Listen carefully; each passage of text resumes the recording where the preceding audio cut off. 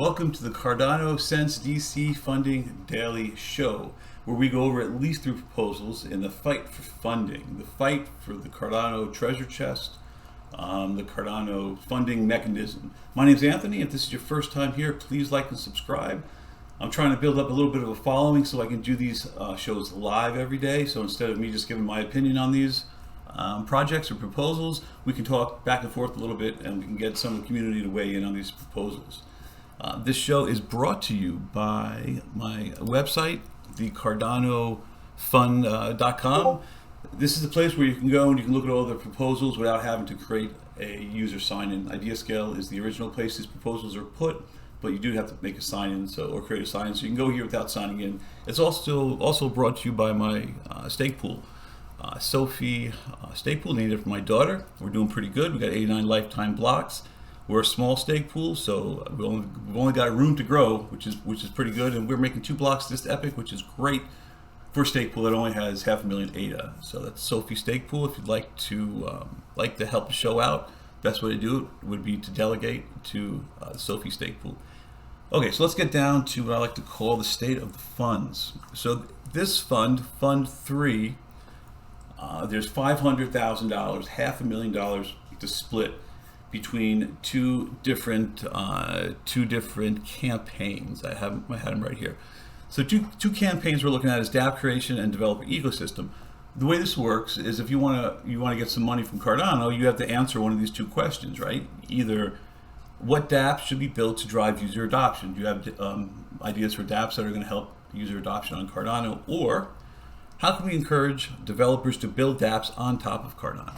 If you can answer one of those 2 questions, you think you got a good idea, then you should put a proposal together and see if you get funded. All right, so today we're going through 3 different funds. What we look at is the impact, feasibility, and auditability of each fund. I'm also a community advisor, so this is kind of how I look at them.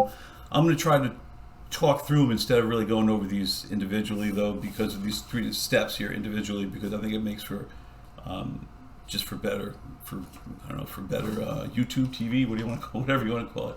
But I do encourage you to look at these funds, these proposals, if you find them interesting. The first one we're going to go over is one called Red Token Blood dApp. So this is a really, all these ideas are really good. Let's start with this one now. So essentially what they want to do is they want to encourage people to give blood. And this is in Africa. Evidently there is a huge shortage in Africa, which they do a very nice job of laying out here in their proposal.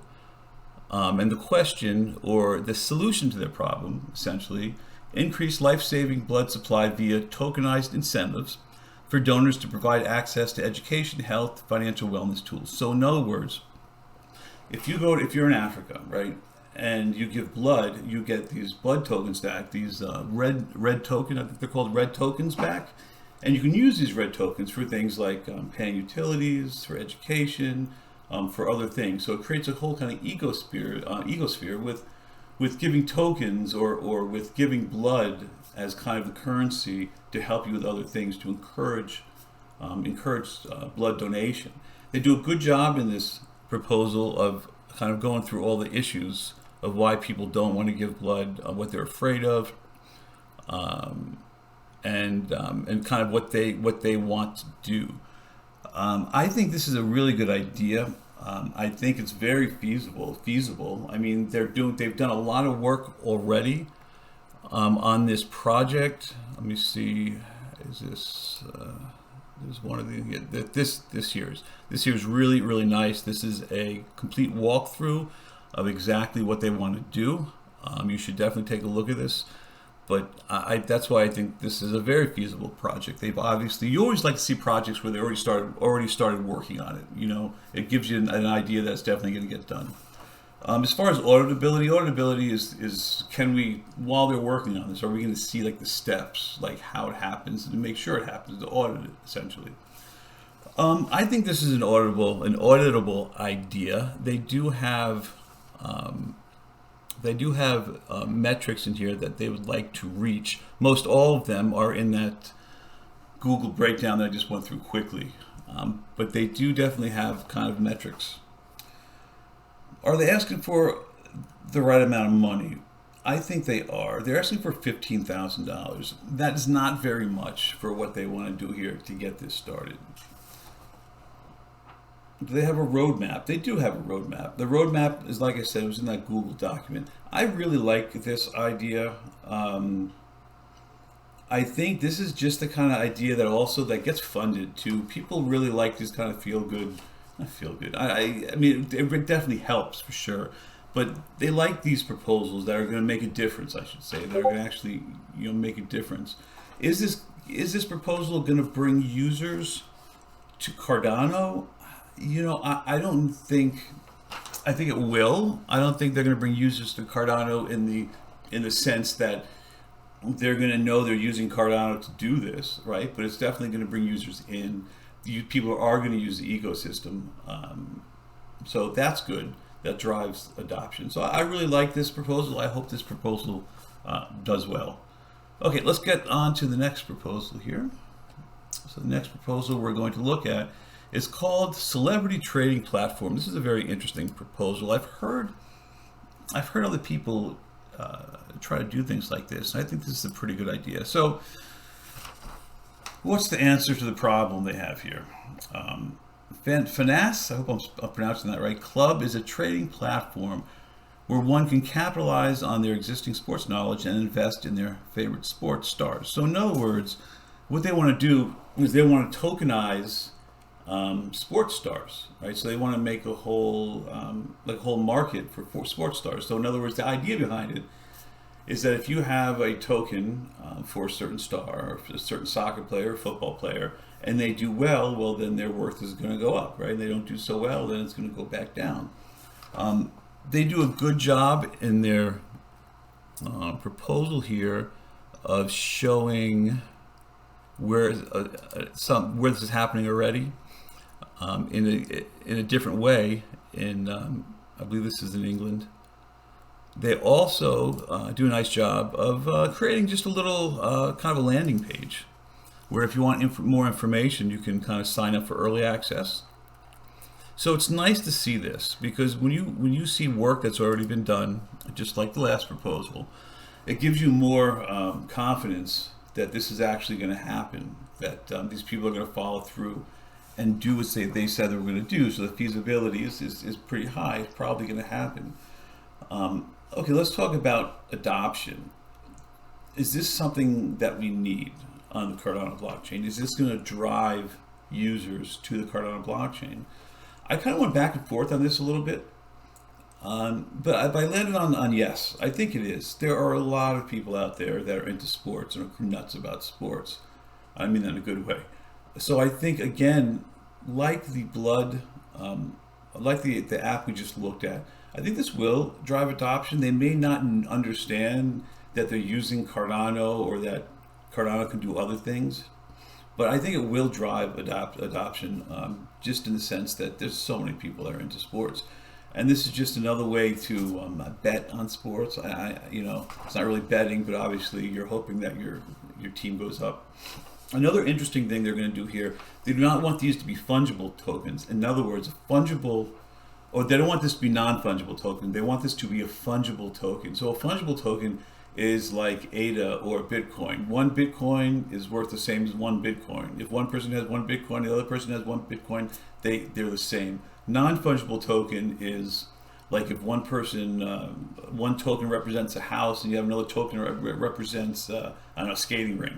Obviously, they're not equal. Most people want to do this idea with non-fungible tokens because they figure they're not equal, right? One player to another player, they're not equal. So, but their idea is to use fungible tokens. So in other words, more than one person can own one player, so that makes sense, right? So if one player had, say, 10 fungible tokens, the easy way to split it is 10 people could have that, but obviously with fungible tokens you can split, someone can have less than one token, but that's the idea. So it wants to be fungible. I hope I just didn't confuse everybody, but they want it to be a fungible token, so more than one person could own a player or have one player in their portfolio. Auditability, they didn't really lay out any type of, they have proposed launch, testnet, mainnet, but there's nothing as far as definite milestones. You like to see these things broken down a little bit more into like definite milestones. I like the fact that they're still looking for other people and they put this in the proposal. And they're asking for $20,000. Now, I think $20,000 is right there. I think with this idea in the early stage, you're hitting the ceiling with 20,000. Any more than 20,000, I'd probably say is probably a little too much to get this off the ground. You can always come back and ask for more if it's doing well. So I think 20,000 is reasonable, but like I said, it's right there. It's hitting the wall. I think anything over 20,000 would be too much, but I think 20,000 is reasonable. One more thing I want to point out here. They say they're developers, and I believe them. One of the reasons is because they have this testnet app, and the problem, but when you click on this, it doesn't actually work like it's supposed to. But I see how it's supposed to be working, so I understand how this works a little bit. And I know there's issues when you're using testnets and stuff. Sometimes they're a little flaky. So I would suggest fixing this so this definitely works, so people can see kind of exactly what you're doing. But I can see that there was effort put into this. So I do believe that they are developers. So I just wanted to point that out. Okay, we've gone a little long on this one. Let's go to the last one, which I really like the proposal on this last one. This last one is called the Cardano to Incognito Bridge. And as far as proposals go, this is one of the best proposals I've seen so far. I'm not talking about the project, although I like the project, but just the way the proposal is written is close to perfect. Okay, so what do they want to do here? Let's read the problem statement first. There's no way to anonymously buy or sell, transact ADA on the Cardano network. So they want to bridge Cardano with something called the Incognito chain. And in other words, so you have one Cardano, if you traded it, you'd get something called like a P Cardano or pADA, right? One ADA, then you trade it for pADA. The idea is that this pADA is untrackable, right? So once you change it to pADA, you can do what you want without being tracked, right? Buy and sell things. I'm not exactly sure how it works. If you would trade it, go into pADA, then go back to ADA, then you'd have untrackable ADA. I'm not exactly sure how it works under the hood, but the idea is to have a coin that is not traceable. Now, to a lot of people, this is very important online and with cryptocurrency. To a lot of people, this is why they got into cryptocurrency. And you don't have to be someone in the underworld or someone doing dodgy stuff to want to not be tracked. You know, there's plenty of people that do everything above law, above the board, and they still don't want to be tracked. I'm one of those people. I agree with that notion. So I think the impact, and I think this is a problem that needs to be solved, because there's so many people that want to do this. So I think this does fit in, in the standard of adapt that we need, or that will help build the community. Is it feasible? Absolutely.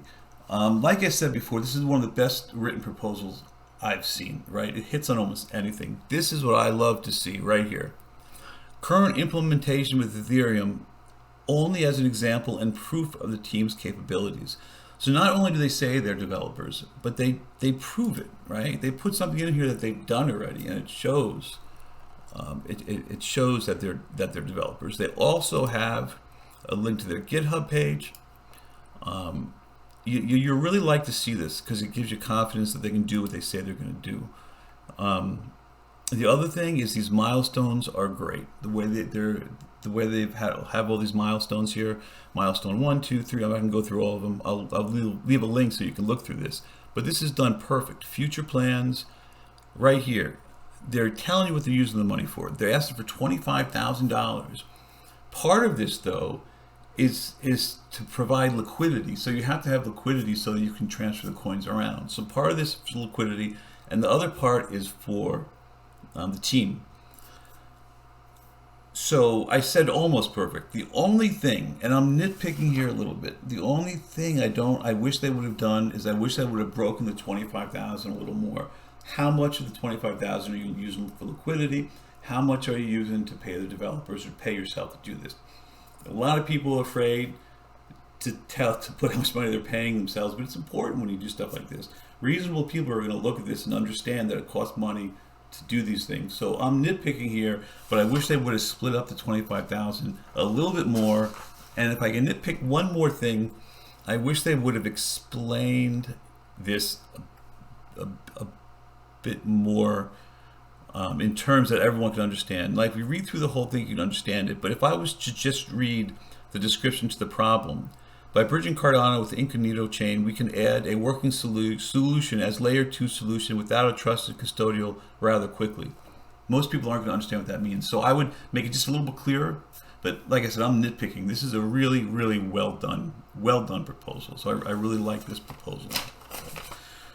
Okay, so let's go on here and talk a little bit about what's going on in the community. So we had a really big weekly report yesterday that DOR does every week. Essentially, it's the beginning for Fund 4. Okay, starting yesterday, we're in the idea phase of Fund 4, which is when you kind of think of ideas before you put the ideas down. I'm not sold on this idea phase. I think we should go right into letting people put their ideas down, and while the community talks about it, they're going to change. They're going to be thought about in those 4 weeks or so. But I don't want to get off to a tangent with that. Let's talk about the important things when it comes to Fund 4. $1 million. So we're hitting the million mark. So they are financing whoever wins in Fund 4. The proposal's up to $1 million. So that's awesome. There's 7 different campaigns. So there's 2 campaigns in this one in Fund 3. Fund 4, 7 campaigns. The 2 that we had in here, DApp development and getting developers of the ecosystem, are still there. And I think they're taking up about half of it. So another $500,000, I believe, $500,000 or $600,000. Then the other 4 funds are getting a little, like $25,000, $100,000 here. I don't have a list of all 7 funds. I'll do that for tomorrow. They don't seem to have it completely set up yet on idea scale. But once they do, I'll get to that too. The other big, kind of the big news out of this is that we're going to get up to a point where we're giving $15 million of ADA out per fund. $15 million. And that's going to ramp up pretty quickly. And that's just unbelievable. With that, Charles, he did a little thing yesterday. He believes that we're going to have like businesses coming in, schools coming in looking for money, which is good. But the sentiment with this group right now who are voting, I've seen this. If let's say a business came in, like IBM or a big business came in and asked for money to do stuff, a lot of the sentiment now is they have enough money, why are they trying to get money from us? So hopefully that sentiment changes, because I understand how it works. Even if you have a business, you still try to look to get grants and loans and stuff to do projects. That's what every business does. But so hopefully we get over that sentiment. So other than that, that's about it in the community. We're still trying to figure out the best way to look at proposals and rank proposals. But the big news really was Fund 4 kicking off yesterday.